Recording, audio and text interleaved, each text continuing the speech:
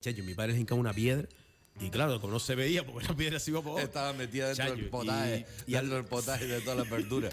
Y al final, Qué cabrón. Dentro de esas matarperrerías, ellos se entendían, ¿sabes? Sí, sí, pero era la forma, ¿no? Yo creo que es muy necesario el humor, la risa, y aunque a veces la putada la tengas que cargar, tengas que cargar, pero si es necesario, es muy necesario la risa y la broma, y yo creo que eso antes se daba mucho a nivel más, común, se sigue dando. Pero también hay gente que a veces no les gusta la broma. No gusta. Yo a Martín, por ejemplo, le decía, digo, no me haga bromas de las chungas porque pierdes un amigo. Digo, pierdes otro amigo. Sí, se lo decía porque sabía lo cabrón que podía llegar a ser.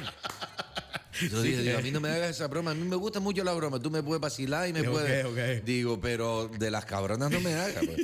Porque ya lo veía venir, o sea, mira, ¿sabes cómo conocí a Martín? Perdona porque me voy a meter ya. Y estamos hablando de Martín. Me parece maravilloso estar hablando de Martín. Sí, señor. Yo la primera vez llegué a Fajagesto y tal, un día subí arriba al bar, el bar era el bar de tienda Pinocho. Pinocho, sí. Y llegamos al Pinocha. Y llego al bar, entro y yo dejé las 70, yo tenía una 70, la dejé afuera en la puerta, la dejé con la llave puesta y me entré a la tienda donde estaba Sionita, que era la que despachaba la tienda. Me voy y hablo con Sion y digo, hola, mire, no, tal, vine a comprar esto. Y cuando salí, fui a coger la llave de la moto y no tenía llave. Digo, ¿y esto ahora? Hice así, entré al bar y habían 4 personas en el bar. Hice así, miré para uno, aquel chispeaba, los ojos le chispeaban, tenía unos ojos preciosos, claro, preciosos, y los ojos le chispeaban. Él estaba serio, pero los ojos se estaban riendo. Qué bonito, de cabrón. Se estaba riendo de cabrón. Entonces me viré para él y le digo, ¿usted tiene la llave de mi moto? Y dice, coño, ¿y cómo? Y con toda la gente que hay aquí me vienes a mí, digo, usted tiene los ojos, eso que tiene, es que tiene la llave de mi moto. Y empezó a descojonar y me sacó la llave de la moto y me dio la llave de la moto. Sí, porque vivían la broma, para ellos era sana. Claro, sí, no, además me decía, no, esto para que no te acostumbres a dejar la llave que después viene y te la quita. Y yo le dije, digo, bueno, hasta los últimos días que estuve viviendo Fajagesto, la llave de mi coche casi siempre estaba puesta. Estaba puesta, sí, señor. Y la llave de la casa, yo siempre la tenía o puesta en algún lado por si venía alguien y yo no estaba para que pudiera entrar. Cogiera, o puesta en la misma puerta, ¿no? Es más, cuando hubo el incendio en el 2019, yo dejé la llave puesta pensando, digo, coño, si viene alguien que por lo que sea se ha quedado para aquí arriba, está apurado, que por lo menos pueda entrar en la casa. Sí, señor. ¿No? Entonces, y gracias a eso también los bomberos que vinieron me pudieron salvar la casa. Así que es una costumbre y es una cosa de pueblo que, bueno, para mí vivir arriba ha sido un regalazo increíble por todas las anécdotas y toda la gente que me traigo en el corazón, ¿no? Creo que en ese sentido tenemos nosotros mucho en común. Eso nos enriquece un montón. Porque la gente dice, no, es la forma de vivir de antes. Digo, no, de antes no. Sigue siendo, porque arriba sigue habiendo gente que sigue viviendo de esta manera. Así que no es de antes. Ni añora es de ahora, nada, es coetánea, sí, ¿no? Señor, sí, señor. Se puede fusionar perfectamente. Sí. Saúl Tin Suzuki que dice, bueno, vea que dice, esa yo no la sabía, Arístides, gracias, bendita ciruela, seguro que esa no le hicieron daño. El programa de hoy me ha emocionado, gracias de corazón, maestro y Arístides. A veces con poquito se llena el zurrón, ¿eh? Sí. Alguien, seguimos. Alguien, sí, lo iba a decir, alguien que no está memoriza, ven. Ay, Arístides, hasta el otro día. Moisés, hasta el otro día me acordé, mi niño. Muchos saludos, maestro Florido. Bueno, Moisés, ese está para esto, ese lo está viendo la finca, cabrón. Ese que tiene ahí al lado. Venga, un abrazo. Oye, venga, qué bien. Saludo. Qué bien, qué bueno. Un saludo, Moisés. Qué bonito, ¿eh? Podría haber estos bandidos. Tú ves que la radio llega. Sí, llega, claro. Ese está en la finca ahora arriba. Qué bien, qué bueno. Un beso grande, Moisés. Qué bonito. Arístides, yo creo que adentrándonos ya un poco en la conversación, uno recoge lo que siembra. Y estoy emocionado porque que empezáramos así y además empezando con Martín me parece maravilloso, me parece muy bonito, ¿no? Porque es un referente que yo que tengo arriba, además lo tengo con sus hijos también. y era un referente muy curioso, ¿no? Y gracias a él conocí un montón de cosas y tengo un montón de historias en el haber de oírle contar a él de las perrerías y las cosas que hacían y era compartir. Y bueno, yo viví una época de Fagagesto que claro, yo la gente con la que salía, nos veíamos en el bar, casi todos éramos hombres, eran los que nos solíamos ver en el bar. Y claro, yo con la gente con la que estaba me podía pasar a lo mejor 25 o 30 años. Y claro. Ellos a ti. Ellos a mí. Claro. Estos pastores, agricultores. Bueno, pastores podían haber. En las noches esas que nos poníamos a jugar a la baraja y que empezamos a las 7:30, a las 8 a jugar a la baraja. Y estábamos hasta las 10:30, a las 11 allí en la carpintería, que Juanito, el de la carpintería, le decían carpintería, pero era un bar. Sí, porque él era carpintero, Juanito carpintero, pero tenía una carpintería y después lo transformó en bar y lo hacía para jugar las cartas, tenía un futbolín y lo teníamos, íbamos a echar el rato allí. Era peor cantinero de lo que iba. Él nos decía un montón de veces, a lo mejor nos ponía un ron o nos montaba igual y te echabas el ron y al rato ya cuando veía que habíamos pedido mucho ron, sacaba una tapa de carne o de tal, y decía, borrachos aquí no quiero, venga, coman algo, o huevos sancochados, huevos sancochados, coman algo, y ahí tirábamos las tardes jugando. Sí. Y entonces compartía. Para mí fue todo un trabajo de análisis social, tú sabes que a nosotros nos gusta eso. Fue todo un trabajo de análisis social porque ahí compartía con gente, bueno, ya casi todos están muertos. Es decir, porque claro, uno llegó tarde, pero para mí llegué a tiempo. Es decir, llegué a tiempo por lo menos de oír sus historias y de quedarme con las historias de muchos, ¿no? Había gente, Seferino, por ejemplo, para descanse, que estuvo trabajando en plataformas petrolíferas. Piquero, el hermano de Seferino, Félix, que fue el que me vendió la casa a mí, ese hombre picaba pozo. Y eso esta Angelita contaba una historia de todo esto, que eran increíbles, ¿no? Contaba las historias de llegar a la 1 de la noche, porque por la tarde cuando iban a salir apareció agua, llegar a la 1 de la noche empapado, quitarle ella la ropa, darle una taza de agua caliente y a las 6 de la mañana estarlo levantando otra vez, vestirlo. Porque estaba zumbado. Sí, el tipo llegaba a la 1 de la madrugada con un frío de allá arriba. Entonces, tengo como todo un recogimiento ahí que después también con las peladas pasó para otro lado. Porque, claro, yo soy más mujer que hombre, por decirlo así. Tengo una parte femenina más desarrollada y entonces, claro, en las peladas yo me juntaba con los hombres. Los hombres estaban pelando. Y ellos se descojonaban de mí porque la primera vez que aparecí en una pelada, la segunda que fui a una pelada, fui con un rastrillo. Y entonces, ¿eso? Con un rastrillo. Digo, sí, se van a agachar ustedes a estar recogiendo. Pues yo no pelaba. Yo iba recogiendo. Y claro, iba recogiendo, recoges estiércol, recoges lana. Pero claro, ellos iban recogiendo a mano y un montón de tiempo agachado. Yo decía, yo juntaba en un sitio y después la recogía. Digo, hasta yo. Y se descojonaban de mí. La primera pelada, lo que hice, la tengo grabada en un un aparatillo chico. Lo que hice fue grabar a la gente hablando y grabar los sonidos de las tijeras. Sí. Las tijeras cortando. Esa primera pelada fue espectacular. Bueno, hoy vamos a hablar de Fagagesto. Esa primera pelada fue espectacular, fue la de Milagro, la de Antonio Moreno. Y Antonio Moreno. Antonio Moreno, pues no sé si es Moreno. Porque hay uno que no sé si es ese que dice Antonio Moreno, después él dice y casi negro. Y casi negro, no, pero ese es el otro, ese es el del bigote, ese es de Caidero. De Caidero vive entre el Caidero y el cruce de arriba. Vale. No, este era Antonio Moreno. Era Moreno, sí. Entonces ellos hicieron una pelada y esta era una pelada grande. Una pelada que podíamos haber a lo mejor 100 y pico personas ahí.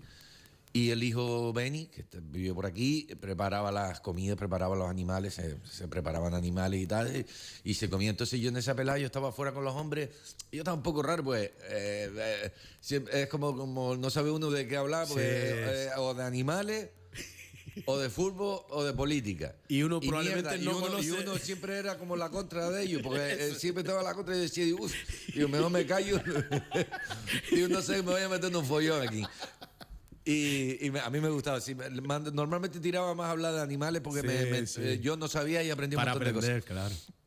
Y entonces en una de las de estos me levanté y fui a la cocina, recogí mi plato y lo llevé a la cocina. Ellos no recogían el plato ni nada, ellos levantaban la mano y sacudían para que vinieran a buscarlo. Claro, eso, no se puede buscar a nadie. Sí, señor, ¿no? sí, señor. Era así, ¿no? Sí, señor. Y bueno. Entonces yo me fui a la cocina. Cuando entré a la cocina habían como unas 20 y pico, 30 mujeres ahí dentro, y ya no salí de la cocina. Me quedé en la Sí, cocina. señor. Entonces todas las peladas yo intentaba Llegar a la cocina. llegar a la cocina Sí, porque señor. en la cocina es donde estaba el humor fino el de las mujeres. Un humor con una ironía, con una broma sexual. Conmigo tenían como una bromilla sexual, pero súper fina, súper bien hilada, súper... Con esa siempre- elegancia de... Siempre con el Sí. bordito. Y ahí eso fue un regalazo. Porque de ahí tengo un montón de amigas, ya muchas se han muerto. Por ejemplo, Milagrito, era la mujer de Antonio, vivían por encima de mi casa. Yo, Milagrito, a lo mejor yo tocaba el fin de semana, entre semana ensayaba, pero a veces por la mañana me levantaba y decía, voy arriba a ver a Milagro. Y me iba a ver a Milagro y llegaba arriba y decía, ¿qué pasó, Milagro? Y dice, ay, mi niño, y dice, menos más que viniste. Tenía la lengua pegada al paladar, está aquí, pegada al paladar, está de no hablar Porque con no nadie. quería- De no porque no hablar había con hablado, nadie, perdón, sí, se le sí, había secado la lengua. Me pareció una expresión tan bonita, la lengua pegada al paladar. Y entonces ella estaba haciendo el queso y yo me sentaba ahí y nos poníamos a hablar y nos poníamos a conversar. Le veía haciendo el queso. Ella hacía el queso. Otra anécdota de ella se llevó un segundo premio en Francia, un segundo premio mundial. Se llevó el segundo premio y me dice un día, ay, Aristidillo, ¿tú no sabes que me dieron un premio en Francia? Y digo, coño, ¿te dieron un premio en Francia? Y dice, sí. Dice, menos mal que me dieron el segundo. Digo, ¿cómo que menos mal que te dieron el segundo? Milagro. Sí. Es que si te dan el primero tienes que ir a recogerlo. Y yo con todos los animales y con todas las cosas que tengo que hacer aquí voy a estar yendo yo a recoger queso para allá, para el coño. Y digo, yo no voy a recoger queso a Mira, ningún sabes lado. que ahí más allá hablaba, y a lo mejor tú entiendes mucho más de esto que yo y los conoces, hablaba con algunos pastores y salió esa conversación con algunos técnicos también que estaban allí medio rebuscados, y yo le finché para que saliera esa conversación del queso.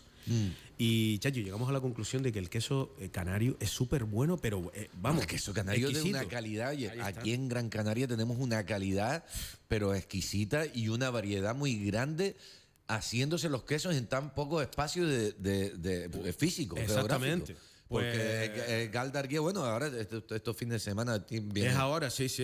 hay varias fiestas. Me parece que primero Guía, después Montaña Alta de Galda, o primero Galda, después Guía y después Montaña Alta. Esta es así. Puedes ¿no? contar una anécdota de un hombre que una periodista se empeñó en llevarle, presentarle su queso. Y el hombre, yo se lo presento, hombre. Y tal. La periodista un poco para... Claro. Ya, yo le presentó el queso y por lo visto hay un oro, pero hay un oro superior que no sé cómo se llama. El hombre ganó ese oro superior. Pues la periodista al tiempo fue otra vez para un poco hacerle un... Y el hombre envenenado. Dice, mire, a mí no venga a llevarme más queso para allá, porque pegaron a mi gente, como molestándole para su trabajo. Porque ella me decía, es que Milagrito lo que me decía, fíjate lo que me decía, porque ella ni siquiera estuvo en... Porque hubieron otras queseras que se metieron en una cooperativa no, venía un hombre a recoger los quesos Ok. y vendía los quesos, ¿no? Pero ella ni siquiera se metió en eso. Entonces, ella dice, yo, ¿para qué quiero premios de eso? Si yo mi clientela ya la tengo, si a mí me viene gente del sur y me viene tal, y si yo mis quesos los tengo todos vendidos. Esa era la segunda cosa que hablamos allí, que era el tema de su clientela, con respecto al precio. O sea, el precio, en serio, es barato para todo el trabajo y la calidad que tiene el queso. Pero ellos tienen un sentimiento de que ¿cómo le voy a poner yo más precio si esta mujer o este hombre me iba comprando el queso? Claro. Y ellos lo ven en ese... Yo me acuerdo una vez que me dice, ¿cuánto cayó queso ahí? Y cogí, porque ella empezaba, arriba era costumbre, siempre se ofrece de beber, ¿no? Sí, Esto es sí. una costumbre porque la gente bebíamos mucho, ¿no? Ya yo no bebo tanto, pero en esa época sí bebía más. Echabas una mano. Hombre, estaba allí, está la costumbre. Y entonces ella cogió y me dice, ¿cuánto cayó queso ahí? Y cogí y partí un callo de queso. A mí me gusta el queso. Cuando el queso viejo, ella hacía un queso viejo, se me está haciendo la boca agua. Y a mí me gusta partirlo finito, me gusta llamarlo la boca y gustarlo, porque si no me sabe muy fuerte, muy... Sí, como... Y me hace así, me dice, ¿qué hace partiendo uñas? Partiendo uñas, porque era muy fino, era como las uñas. Dice, ¿qué hace partiendo uñas? Parto un cacho de queso con fundamentos así. Y me partí un taco de queso. Que con el taco de queso ese estás almorzado. Claro. Estás almorzado. Pero Se lo estamos echa aquí al potar y se lo bebe. estamos aquí hilando cosas porque eso me lleva a la generosidad de nuestra gente que sin tener dan lo que tienen. Es lo que tenemos. Lo que tenemos. Yo eso siempre lo vi en mi casa. Sí, señor. Lo vi en mi casa con la comida, porque nosotros no teníamos finca ni teníamos nada para dar, pero sí es verdad que cuando llegaba alguien a casa, Sí, hubiera la sí. comida que hubiese, se repartía. Se repartía. Eso lo vi en mi casa, lo vi en casa de mis abuelos también. Que la casa de mis abuelos parece ser que era, yo no lo viví tanto, pero mi abuelo procedía del Sado del Valle de Agaete, pero vivía en Galda, y entonces venía mucha gente del campo. La gente del campo, cuando venía, pues venía al médico o Sí. venía a arreglar unos papeles. Eso era venir hoy para irte mañana, ¿vale? Entonces, en ese venir hoy, pues se quedaba en casa de mi abuelo y tal y cual, y siempre había comida, ¿no? Ahí Sí, siempre sí, sí. habían gallinas, habían cabras, kíqueras, collino, ¿qué más animales? Perrillo sato. Perro sí. Capitán siempre estaba por allí. Perro, y luego pues eso siempre, los que venían de arriba siempre traían algo. Traía, sí, señor. Y después cuando tú ibas también siempre te venías con algo, una bolsa de papa, o coge la naranja esa, la naranja Sí. más ácida que el demonio, pero te traía una naranja.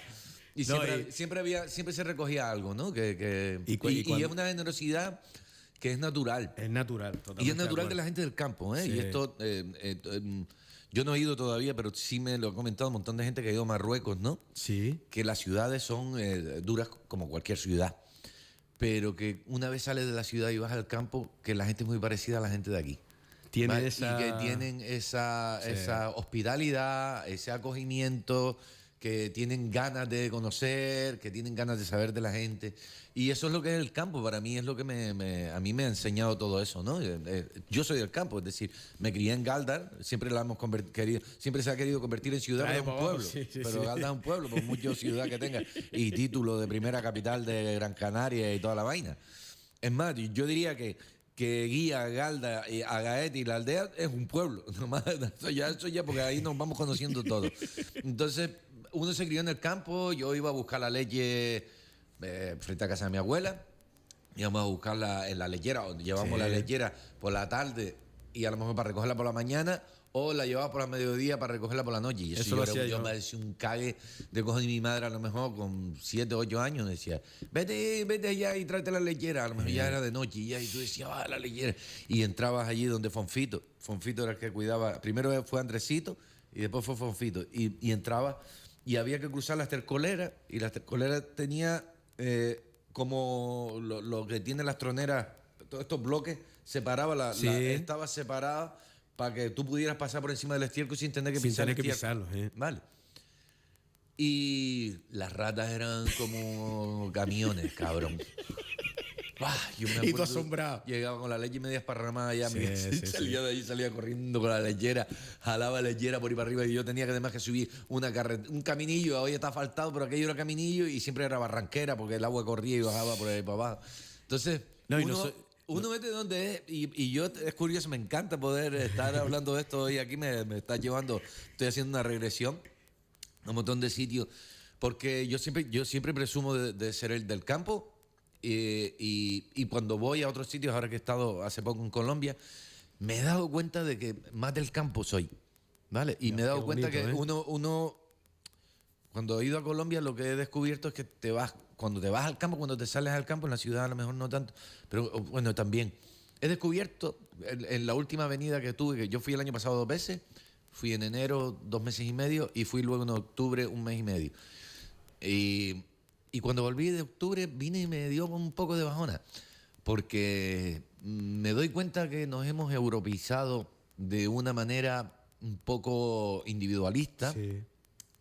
que ya no hay tanto humor, que esto se ha convertido todo en un rollo muy serio. Y mi abuelo Pero lo siempre- dices por lo que... ¿Por lo de allá o cuando lo digo llegaste? por cuando llegué aquí. Vale, cuando llegaste, vale. Cuando Vale, llegué aquí vale, me di cuenta Vale. que se está perdiendo, y uno lo vivió hace a lo mejor 40 años. Yo tengo 52, podía tener 12 y más, 40, sí, con 40 años puedo calcularle ese tránsito. Había otro rollo, había otra historia, había un acogimiento, había un humor, no, es que no significa, y esto es muy importante, que lo pasado fuera mejor, no. Sí, señor. Pero a nivel emocional como colectivo, como isla, como a nivel grupal, sí había una conciencia, había otro tipo de conciencia que con el tiempo se ha ido individualizando. También somos gente de un montón de sitios que nos hemos ido mezclando y también, pero para mí es lo que se ha perdido, es lo que se ha ganado. Es decir, lo que se ha ganado económicamente se ha perdido emocionalmente por otro lado. Y yo estoy en la función de decir, pues esto hay que recuperarlo de alguna manera, ¿no? Y de mantener esto, ¿no? Que Mira, es una labor importante. Aprovechando siempre tu honestidad, porque siempre que hemos hablado, que agradezco ya, antes que termine la entrevista, que siempre me digas que sí, que busques el huequito, te lo agradezco de corazón. Yo hermano. también a ti, que me llames. Mira, cuando subo al escenario intento mirar hacia atrás, pero sin anclarnos allí, porque tampoco, ¿entiendes? Pero sí, sí mirar hacia atrás. Y yo siempre creo, o lo que digo es que antes éramos más parejos y nos echábamos una mano. No había había diferencia social, pero la diferencia social era bien equilibrada. Exactamente. O eras arriba o eras pobre. Ahí está. No había clase media, por decirlo así. Ahí está. O sea, ya uno empezó a vivirla, nosotros empezamos a vivir ya ese principio de una clase media o vivimos una clase media. Entonces yo creo que esas costumbres que estaban arraigadas, además con fuego a nuestra piel, de ir a coger las papas y tener, coger las papas, hay que echar la mano. Claro, o sea, y venía la familia. Sí, o sea, señor, venía todo un equipo de trabajo incluso, a recoger las papas. Señor, sí, incluso que alguien... Yo lo llevo al humor porque después digo, venía mi cuñado de Las Palmas, lo llevo al humor, pero intento mostrar... Claro, mi padre, nosotros en el SAO, mi padre siempre quiso tener un terreno en el SAO, pero nunca tuvo. La familia del SAO era la familia de mi madre. Y mi padre entonces le pidió a mi tío que le dejara un callo allí para plantar unas papas. Y eso cuando se iba a recoger las papas, íbamos todos a recoger las papas. Señor. ¿No? De familia. Eso se fue transformando, porque después también la familia se hacen chicas. Sí. La familia se hacen chicas. Yo, por ejemplo, chicas. yo me fui a vivir a Fagajeto y en Fagajeto no tenía familia. Sí, entonces, cuando iba a coger papas, pues llamaba a mis amigos. Entonces venían mis amigos y venían vecinos también. Y compartíamos todos juntos y recogíamos las papas. Había un vecino que se descojonaba porque había un colega, un par de ellos que viraban los baldes para abajo y para coger las papas se sentaban en el balde. Sentaban en el balde para no partirse la espalda, claro. Y yo decía, mire, se sientan en el balde. Eso está... Entonces, uno... vivió esas familias grandes, ¿no? Ten en cuenta que la familia de mi padre, mi abuela, que yo no la conocí, tuvo 20 embarazos. De los 20 embarazos en aquella época, imagínense, le quedaron, me parece que fueron 11 o 12 hijos vivos. De esos 11 o 12 hijos vivos se le murieron 3, le quedaron 9. De esos 9, mi padre tuvo 5, mi tía tuvo 8 o 9, la otra tuvo 7, parían como conejas, decía mi padre. Hacía mi padre que hacía canciones, él no sabía mucho leer ni escribir, pero les hacía canciones a las hermanas, improvisaba y tal, y les tenía una canción así, que paren como conejas. Y entonces, claro, yo soy el más chico de todos esos primos, yo soy el más pequeño. Mis primos tenían la edad de mi padre. Porque mi tía, la mayor, su madre estaba pariendo y ella también. ¿Vale? Entonces, ¿Qué pasada? Son cosas que no son del siglo pasado, pero no ha pasado un siglo. No, sí, señor. Sí, señor. Son del siglo pasado, pero no ha pasado un siglo. Sí, es decir, esto va rápido, ¿no? Sí, entonces, va rápido. La transformación es rápida y uno se adapta a todo esto. Parece que con el tiempo, no con la edad, sino con el tiempo, uno va viendo todas estas cosas y te va dando cuenta, ¿no?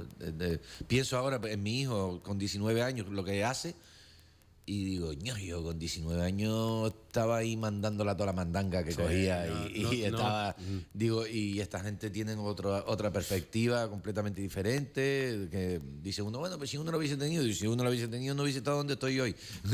Yo estoy aquí, sí, porque a cada uno nos toca lo que nos toca en el momento que nos toca, y todo está bien. Pero sí es importante, yo me fui a vivir al campo por eso, porque yo quería que mis hijos estuvieran como mínimo en contacto con la gente, con lo mismo que estuve en contacto yo, que cuando yo fui adulto ya en Galda no existía. O sea, existía en ciertos sitios, pero eran en el barrio, que estaban las vacas, que estaban mi abuelo tenía animales, el otro vecino tenía animales, salíamos a buscar la fregadura, íbamos por todo el barrio caminando, recogiendo fregaduras para los animales, aquellos animales estaban alimentados. Sí. Y entonces, pues, eso son nosotros dejamos un cartucho de pan para la última casa de la Breña, para que se lo llevara la gente de cazadores y ya ellos lo repartían. O sea, dejamos a Francisco allí en el bar y lo repartían.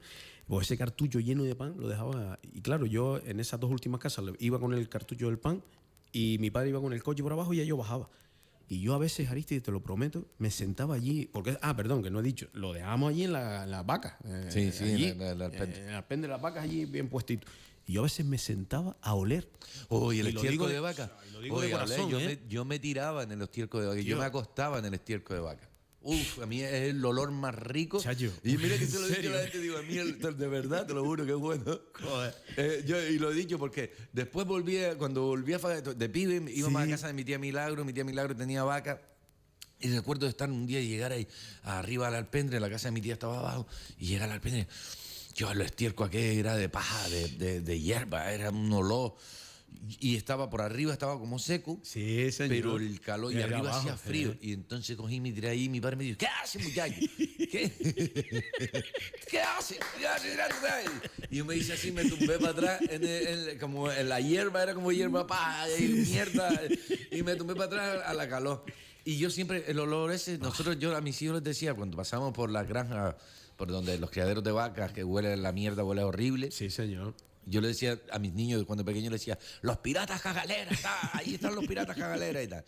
Y cuando subimos a Fagas esto, se me olvidó el nombre ahora de él. Bueno, el marido de Sofía y el padre, el suegro de Carmen, de todas ellas arriba. Tenía las vacas en una cueva. Y cuando pasabas por la puerta, yo decía, Esto sí. yo a veces me paraba. Bueno, me sigo parando. Cuando voy por ahí arriba y huelo estiércol así, me paro. Sí. Me paro a oler el estiércol porque a mí el estiércol de vaca me parece de la calidad más grande. Nosotros hablando mierda. Mira tú lo que estamos Nosotros hablando, mierda. No, te Pero iba a decir. sí, qué bueno coincidir con eso, porque se lo he dicho a un montón de gente. Y dice, y el de cabra también es otro estiércol que me gusta mucho, porque también me recuerda a la infancia, pues nosotros teníamos, en la azotea de mi casa teníamos 2 cabras. Sí. Teníamos 2 cabras, mi padre hizo ahí un medio apéndice atrás, y metimos 2 cabras, y mi padre nos hacía subir a tomar, joder, estoy haciendo un viajazo del carajo. Nos hacía a las 4:30, a las 5, nos decía, suban la taza para arriba. Y subíamos la taza con el gofio dentro. Sí. Entonces subíamos y nos lo echaba directamente de la teta de la cabra, ¿no? Sí.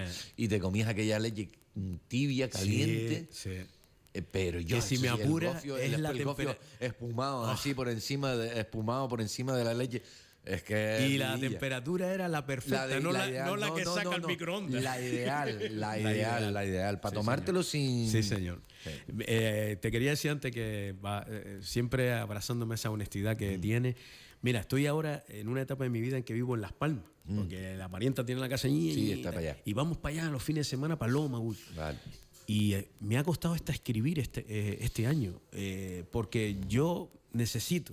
Claro, el silencio. Sí, señor. Necesitamos el silencio. Para mí el silencio, fíjate, esto es una de las cosas que en Fagagesto se perdió en algún momento. Para mí me gustaba el silencio de arriba, y el silencio no es que no haya ruido. Sí, señor. El silencio es que cuando el vecino pone la bomba de agua no te molesta el tu.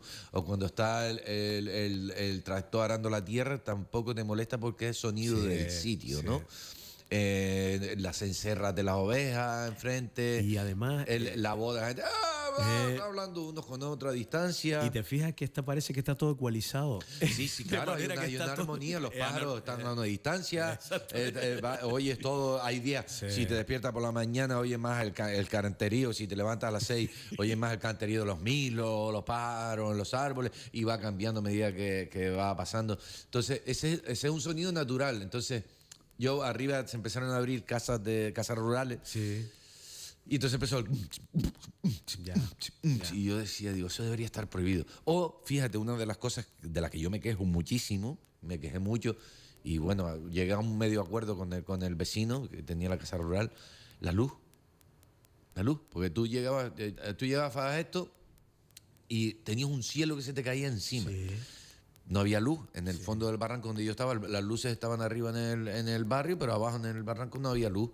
Entonces el vecino hizo la casa rural y puso unas luces, no unas luces que alumbraran para el suelo, sino unos chupayú, ¿sabes? Que me reflejaban en la habitación donde yo dormía. Y estaban a lo mejor a 300, 400 metros enfrente. Y entonces, claro, yo dije, Digo, aquí la gente no se para a ver cielo. Sí, señor. Digo, porque yo me tiraba noches enteras con una manta, ponía el colchón afuera en la máquina con una manta así, mirando para el cielo, viéndolo pasar por arriba. Y yo decía, digo, qué pena que la relación con la idea turística sea fiesta, música a todo volumen, piscina, escándalo. Porque Y digo, no todavía sea- si suena una guitarra y suena gente cantando, es sonido de aquí, es sonido sea natural. abrazar el entorno y entenderlo y comprenderlo. Y comprenderlo, Sí. y comprender lo que donde tú piensas que no estás molestando a alguien, estás molestando. O donde tú piensas que no te está viendo nadie, te está viendo un montón de gente. sí, Que sí, esa sí, es buenísima. esa es otra. Esa es buenísima, ¿sabes? Pues, ay, no, yo te dije. Sí, sí. No, yo decía que cuando, bueno, lo hablo en el escenario, que escuchábamos el silencio en las medianías y cumbres, Eso. éramos capaces de escuchar silencio, y yo decía que lo rompía cuando por la puerta del bar de Martín, el de la Bombona, se oía, coño, tenía que haber echado dos, no, yo te tenía cinco, coño.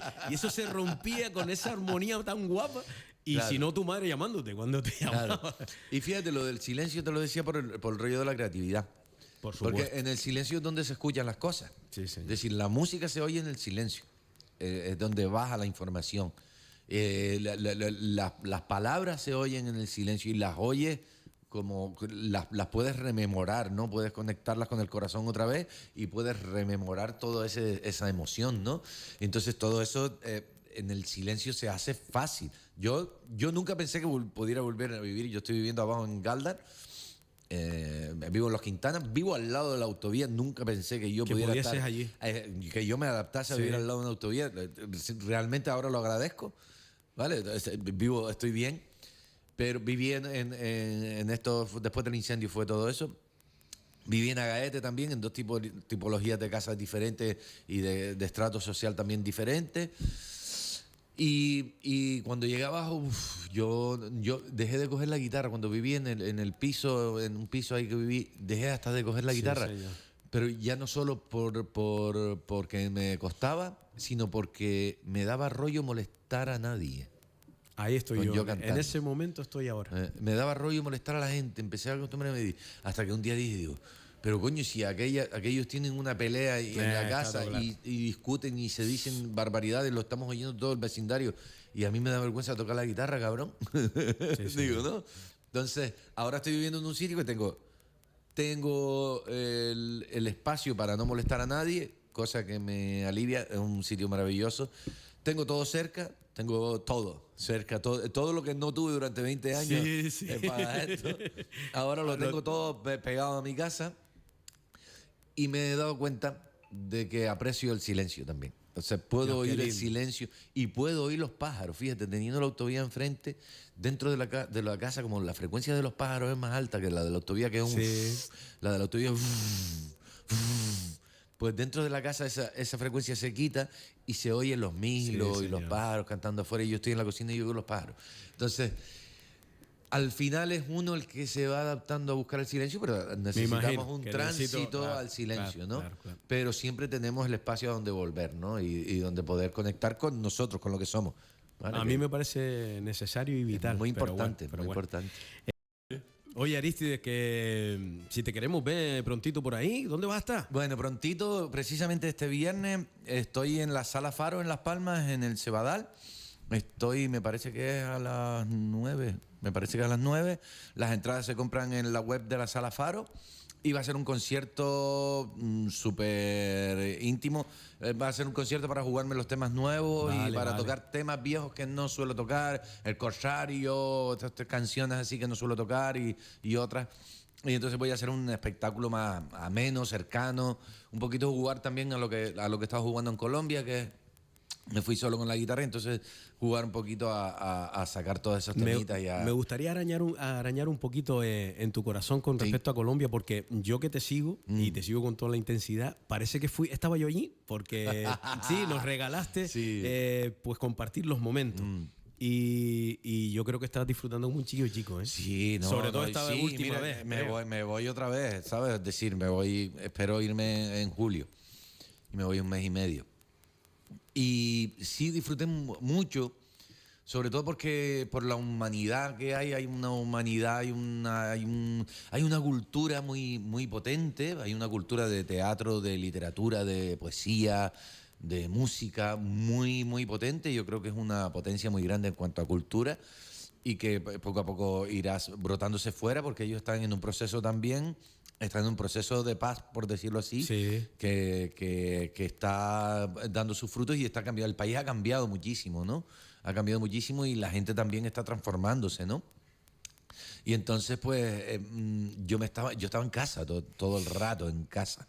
O sea, Era el no me sentimiento, sentí, ¿no? Sí, señor. en ningún momento me sentí extranjero, en ninguno. O sea, me sentí en casa total, entendiendo y luego pues ya un poco indagando también en la historia de los canarios, pues tenemos nuestra parte también en Colombia. Entonces hay como una relación, el rollo de que esto uno no lo sabe hasta que no va y va conociendo la relación del canario con Latinoamérica, que ni siquiera los mismos latinoamericanos muchos no conocen, es muy potente. Muy potente, Muy sí, potente. señor. Y yo en Colombia te digo, en casa total, o sea, en casa Y total. Me Fue, gustó no, también esos espacios que tienen culturales, Sí. no muy grandes, pero... No, hay un montón, mira, hay un montón de salas Montón, de ¿no? teatro, pero un montón, te digo que hay sitios que en un barrio, aquí pues a lo mejor en esta zona pues podrían haber 15 o 20 salas de teatro donde caben 100, Sí, 150, pequeñitas, ¿no? Sí. 300, 60, ¿sabes? Salas pequeñas y hay una diversidad, hay un montón de cultura de teatro, hay un montón de cultura de asistencia a los eventos, que eso es una cosa que también hemos Qué perdido, guapo, ¿eh? que Sí, también hemos hemos perdido. perdido, La sí, señor. asistencia ya solo se asiste a las cosas grandes, ¿no? A los rollos Sí, que son como culturales, entre comillas, que son culturales siempre, Sí, pero sí, sí, entre sí. comillas me refiero que la gente hace todo un concepto de cultura completamente diferente, ¿no? Y me quejo, y voy a aprovechar para quejarme, porque me quejo un montón de veces de la cantidad de festivales que están habiendo en cuanto a música, pero que son festivales que no traen cosas que no se conocen, sino que están trayendo a gente, están trayendo un montón de gente. Ahora el Gran Café, en Sí. Tenerife, el no sé qué, hay varios, hay como 6 o 7, o sea, no estoy hablando de uno, de dos, 6 o 7 que se gastan un pastón de un nivelazo del gobierno de Canarias, no, iniciativa privada, sí, sostenida con todo un soporte de tal, y se está haciendo para el turismo, no se está haciendo para la gente de aquí, porque la entrada cuesta un huevo y el otro huevo lo pierdes cuando te vas a echar la copa en el sitio. Y están trayendo gente, lo que quiero decir con esto, que me da igual, no digo ni siquiera que tengan que meter grupos canarios, sino que lo que me enfada es, digo, están trayendo gente que viniendo esas personas solos, esos artistas solos, ya llenarían un estadio. Y lo están metiendo todo en sí, 2 días sí. o en 3 días. Y se está haciendo con una visión turística, no se está haciendo con una visión de para que los canarios podamos ver a fulano, a mengano. Sí, sí. No, porque bueno, y también nos podemos ver yendo nosotros a otros sitios, ¿no? Yo Que sería más fácil. Entonces hay un rollo que hemos perdido cultura y hemos ganado entretenimiento. Sí, Entonces, aunque los artistas que vengan sean artistas culturales, los estamos metiendo en un entorno de entretenimiento donde se pierde toda la cultura. El entretenimiento no es cultura, es entretenimiento.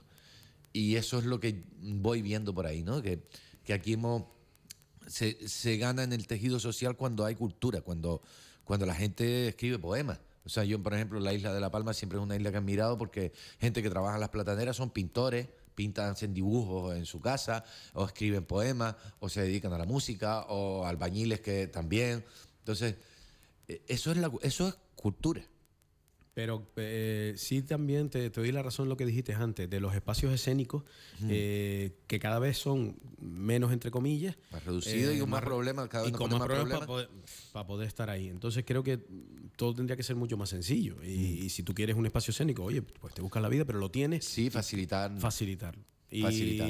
Y de esos pequeños espacios también, con menos gente, que muchos se lo ocurran para tirar para adelante, y es súper difícil después Claro.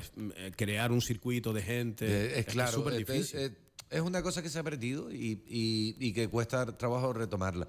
Yo te digo, yo toco en la Sala Faro este viernes, ¿no? El viernes 9.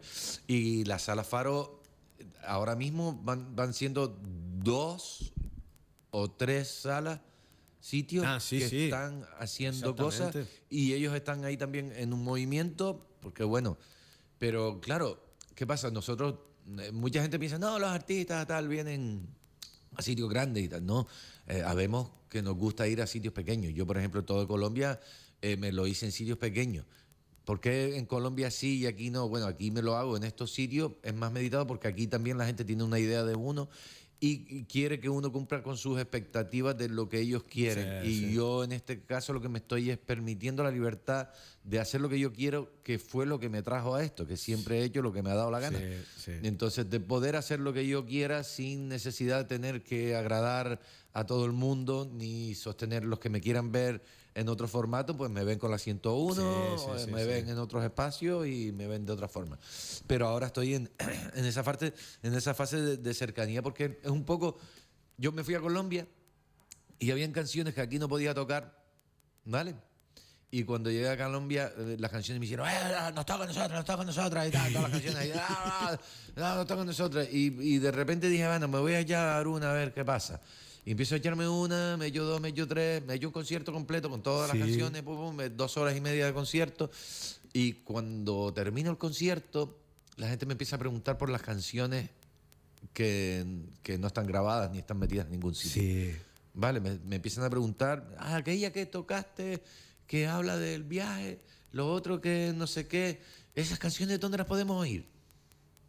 Entonces ahí me di cuenta que digo, bueno, me está dando la libertad de poder transmutar. Cuando uno, yo siempre he dicho, y tú lo sabes, yo no soy humorista para nada, yo hago las cosas con un sentido del humor. Si me hacen reír a mí, ya tengo de sobra. Sí. ¿Vale? Si yo me río, porque a mí me ha pasado en el escenario que a veces me empiezo a descojonar de algo que se me pasó a mí por la cabeza, y aunque lo diga, la gente no se va a reír porque es una mierda.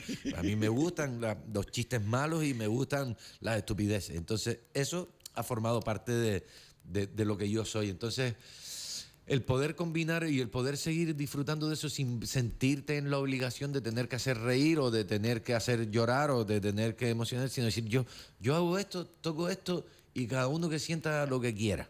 Creo que a veces caemos en el error de que la sociedad, la vorágine, nos atrapa y a veces caemos durante un tiempo, más, menos, en luchar en esa, que después al final te sales y dices, pero es que esa no es mi lucha. No es mi lucha. No es mi lucha. No, claro. No, yo trabajo en el 1,5 metros. Sí, uno trabaja a niveles cercanos, ¿no? Aquí totalmente cerquita. de acuerdo. Pero cuando también llegas ahí, sientes un alivio personal. Claro, inmenso esa además. es la liberación, porque la liberación es al final, es una herida de abandono que tenemos de cuando somos niños y queremos agradar a todo el mundo y queremos que todo el mundo nos quiera, porque nosotros sentimos una necesidad de que nos quieran. Y hasta que ya llega un momento y sanas esa herida y entonces ya no existe esa necesidad, pero esto se ha convertido en nuestra forma de expresar y en nuestra forma de acercar amor para todos aquellos